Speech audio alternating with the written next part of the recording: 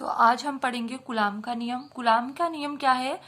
यदि हमारे पास दो आवेश है, दो सजातीय और विजातीय, मतलब कि समान चार्जेस, समान आवेश जिन पर धनात्मक धनात्मक आवेश और ऋणात्मक ऋणात्मक, तो हम ये देखते हैं कि कूलाम के नियम में दो धनात्मक आवेश जो है एक दूसरे को प्रतिकर्षित करते हैं और दो ऋणात्मक आवेश भी एक दूसरे को प्रतिकर्षित करते हैं।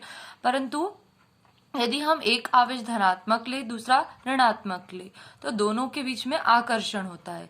और ये भी कुछ डिस्टेंस पर रख दे इनको, मान लो कि हमारे पास r दूरी पर ये आवेश रखे, तो इन पर क्या होता है, दोनों के बीच में आकर्षण होता है। जो सेकेंड टर्म है उसमें भी यदि हम देखते हैं, पहले हम ऋणात्मक आवेश रखे और फिर धनात्मक आवेश रखे, तब भी ये एक दूसरे को आकर्षित करते हैं।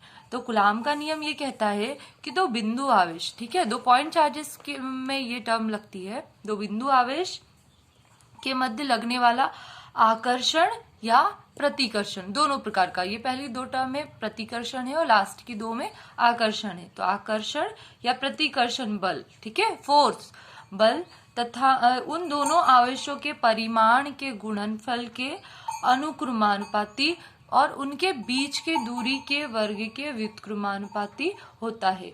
तो हम इसको मैथमेटिकल पोर्शन में कैसे लिखेंगे? मान लिया कि हमारे पास दो आवेश Q1 Q2 r दूरी पर है, हाँ, तो जो बल है वो अनुक्रमानुपाती है Q1 Q2 के।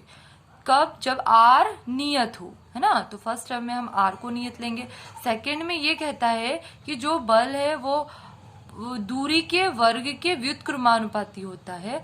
तो F अनुक्रमानुपाती 1/r का स्क्वायर। इस टर्म में क्या होता है, हम आवेश Q1 Q2 को नियत लेते हैं।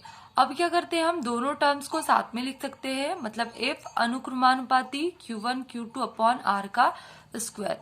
या फिर हमको ये अनुक्रमानुपाती का साइन हटाना है, तो हम क्या करेंगे, बीच में एक कांस्टेंट ले लेंगे या एक नियतांक ले लेंगे और F बराबर लिखेंगे A Q1 Q2 upon r का स्क्वायर। इस प्रकार से A एक कांस्टेंट है और ए एक क्या है, एक विमाहीन राशि है। तो इस प्रकार से कूलाम का नियम है ये। तो आई होप आप लोगों को समझ में आ गया होगा कूलाम का नियम।